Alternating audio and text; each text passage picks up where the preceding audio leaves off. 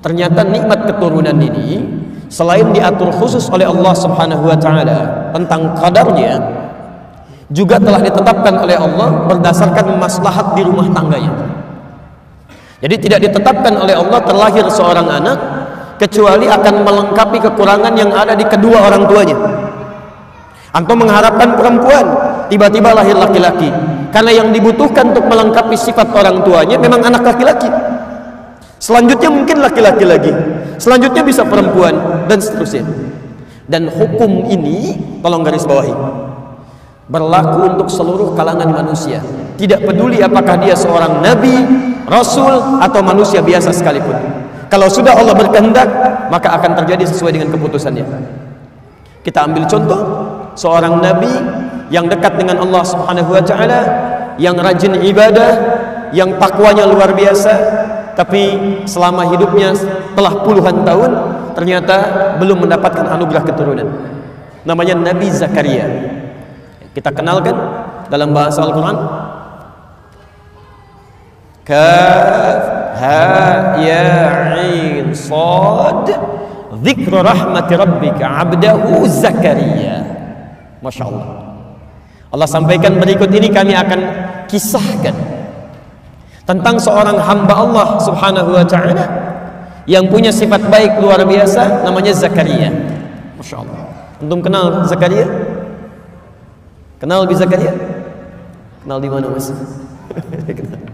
Taib. Apa persoalan Nabi Zakaria?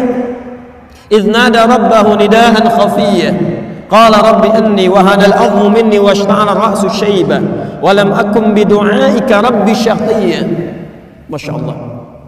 Ini maaf, Nabi dekat dengan Allah, orang paling takwa di masanya, sudah berumah tangga puluhan tahun, dilukiskan dalam Al-Quran, maaf, rambutnya sudah memutih, fisiknya sudah letih. Dalam masa ini istrinya divonis secara medis, maaf, tidak mungkin punya keturunan, monofos dan mandul.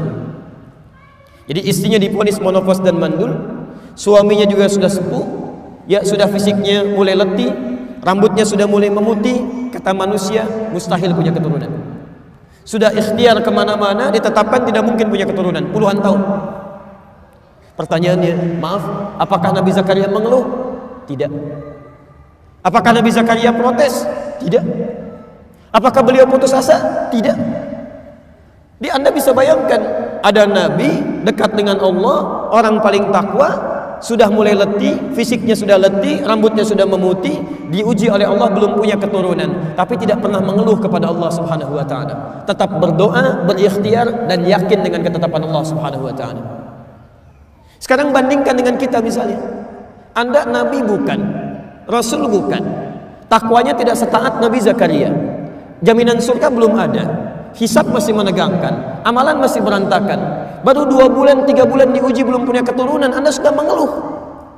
Dan kadang-kadang mengeluarkan kalimat-kalimat yang tidak pantas kepada Allah Subhanahu wa taala. Di mana kita perbandingannya dengan Nabi Zakaria? Jadi dalam konteks ini, yang pertama, ketika seseorang sudah berumah tangga, kemudian berusaha untuk mendapatkan keturunan, tapi tidak secepat yang dia harapkan, maka di sini Al-Quran turunkan bagaimana ikhtiar yang sabar untuk memohon kepada Allah Subhanahu wa taala. Jelas di sini? Baik. Saya teruskan dulu. Sekarang saya berikan kuncinya menurut Al-Quran. Lalu bagaimana kemudian Nabi Zakaria berikhtiar sampai akhirnya nanti mendapatkan keturunan? Dengan vonis dari manusia sudah nggak mungkin dapat itu. Quran surah ketiga Ali Imran ayat 38 sampai 39, posisi paling kanan sebelah atas di mushaf. Nanti Anda ambil rumus ini untuk diterapkan dalam kehidupan kita ya. Saya agak lambatkan uraiannya. Bismillah. Teman-teman perhatikan kisahnya. Hunalika da'a Zakaria rabbah. Maka di mihrabnya, saya ulang, di mihrabnya Nabi Zakaria bermohon kepada Allah Rabbi. Qala rabbi habli min ladunka dzurriyyatan thayyibah innaka sami'ud du'a. Kemudian beliau menunaikan salat, meminta kepada Allah Subhanahu wa taala. Saya turunkan sebentar. Saya nggak hapus dulu ini ya. Kalau saya hapus barangkali sebagian bagi Anda belum bisa mendapatinya ya. 1. Mihrab. Kedua, salat. Ketiga, doa. Nanti saya turunkan ayatnya. Perhatikan, fokus. Saat semua orang mengatakan mustahil kamu punya keturunan, gak mungkin terjadi ini pada kamu, sudah gak bisa ini, maka ajaran Quran menyampaikan kepada kita, saat semua makhluk sudah mengatakan ini mustahil, maka tinggalkan semua perkataan makhluk, mohonlah kepada Allah Sang Khalik yang tidak punya batas dalam kuasanya. Jadi kalau Anda sedang mengalami peristiwa dalam kehidupan dunia, kemudian semua orang mengatakan itu mustahil, tidak mungkin, tidak bisa, itu tanda dari Allah Subhanahu wa taala yang pertama agar meninggalkan semua pendapat manusia dan langsung bermohon kepada Allah Subhanahu wa taala. Ini rumusnya. Baik. Bagaimana cara bermohonnya? 1, cari satu tempat yang sekiranya bisa lebih mendekatkan diri Anda dengan Allah Subhanahu wa taala. Di Quran itu ada 3 tempat yang dimuliakan. Bila Anda bermohon kepada Allah dan melakukan ibadah di dalamnya, itu akan lebih cepat tersambung dengan Allah Subhanahu wa taala. Saya agak cepat. 1, namanya masjid, dan kita berada di dalamnya sekarang. Ya, Quran surah kedua Al-Baqarah ayat 114, Quran surah 9 At-Taubah ayat 18. Yang kedua namanya musalla. Musalla. Quran surah kedua Al-Baqarah ayat 125, posisi paling kanan di pertengahan, ke bawah sedikit. Wa idz ja'alna al-baita mathabatan lin-nasi wa amna wattakhidhu min maqami Ibrahim musalla. Yang ketiga, ini yang jarang diungkap, namanya mihrab. Mihrab. Hati-hati, namanya mihrab. Quran surah ketiga Ali Imran ayat 37 sampai dengan 38. Mihrab ini sering dipahami keliru oleh sementara orang. Kalau disebutkan mihrab, yang terbayang adalah tempat imam di depan dalam memimpin sholat. Padahal dalam kalimat fikih yang disebut dengan mihrab itu adalah tempat yang dikhususkan untuk kepentingan ibadah saja dan tidak harus luas. Ya, walaupun rumah Anda cuma petakan misalnya, ya, misal saya pernah mengontrak cuma petakan Pak, tapi kita sediakan satu bentangan selebar sajadah yang kita jadikan mihrab di situ. Jadi hanya untuk ibadah saja. Ya, sholatnya di situ, baca Al-Qur'annya di situ, zikirnya di situ, dan tidak harus dicampuri dengan kegiatan-kegiatan dunia yang lain. Jadi kalau mau makan, jangan makan di situ. Kalau mau baca Quran, jangan baca di situ. Anda lihat handphone, keluar dari situ. Itu mihrab.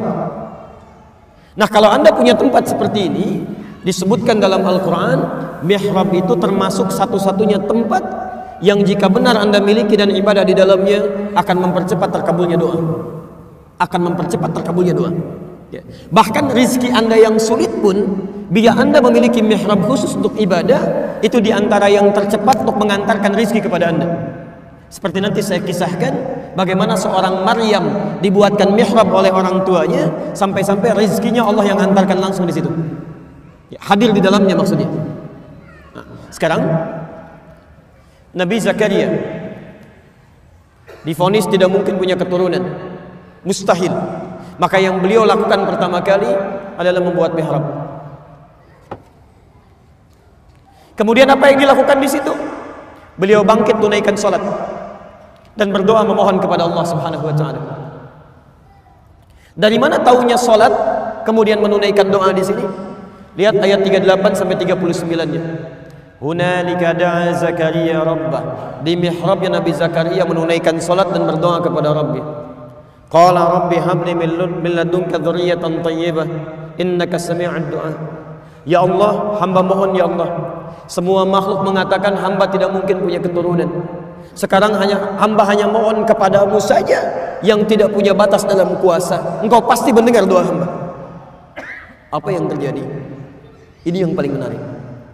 Begitu doanya disampaikan kepada Allah, selesai beliau berdoa, salatnya belum selesai, masih berdiri dalam salatnya. Dalam bahasa Arab, berdiri itu disebut dengan qaim, qaimun, artinya berdiri.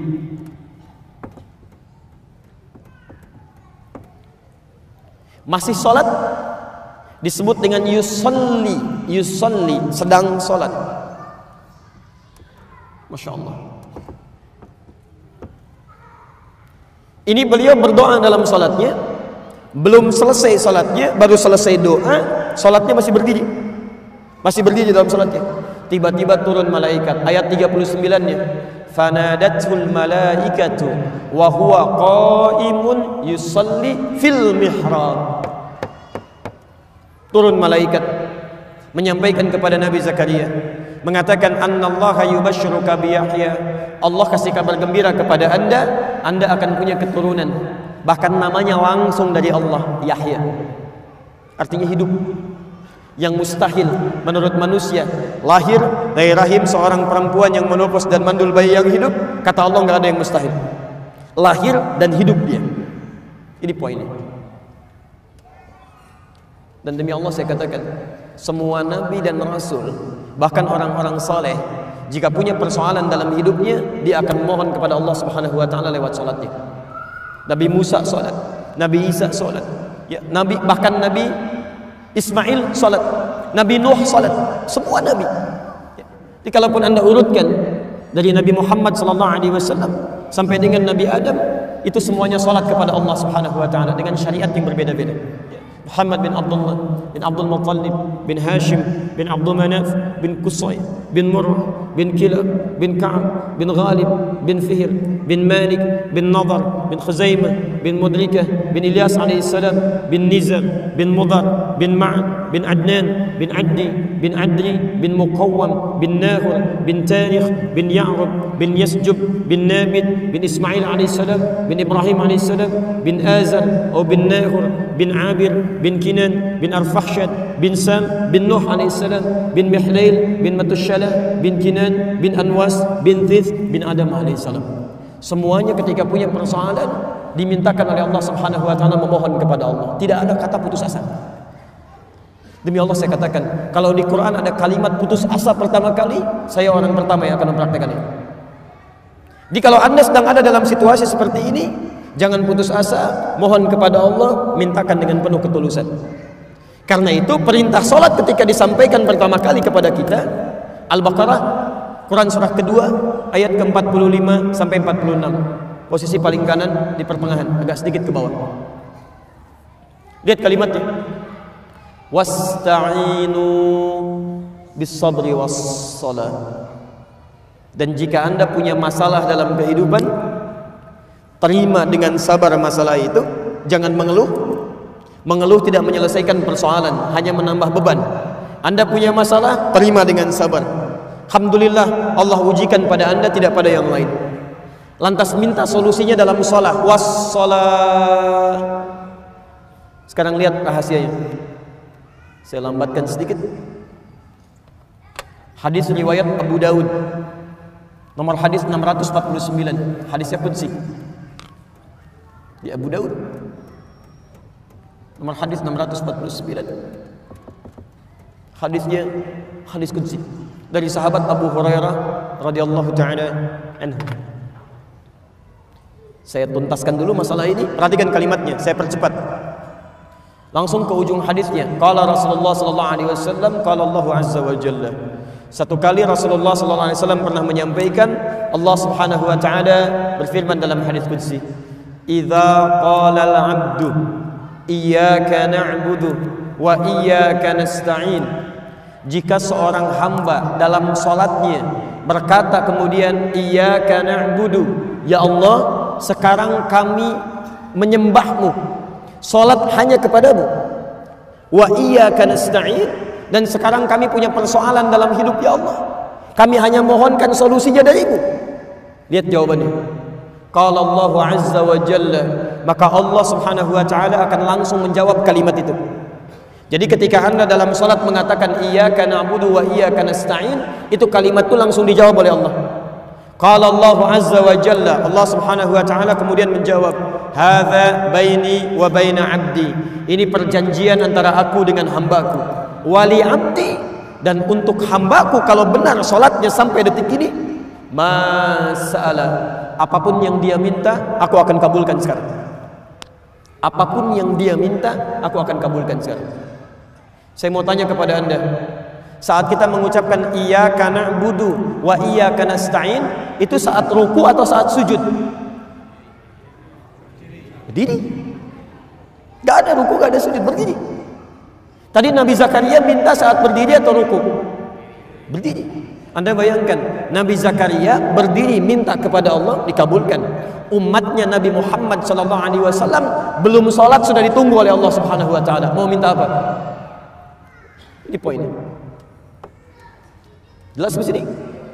Jadi bahasan pertama, bagi kita yang ingin berikhtiar mendapatkan keturunan yang diberikan oleh Allah Subhanahu Wa Taala, tidak mengenal kata putus asa di sini. Mohonkan kepada Allah ikhtiar dengan baik dan anugerah insyaallah diberikan.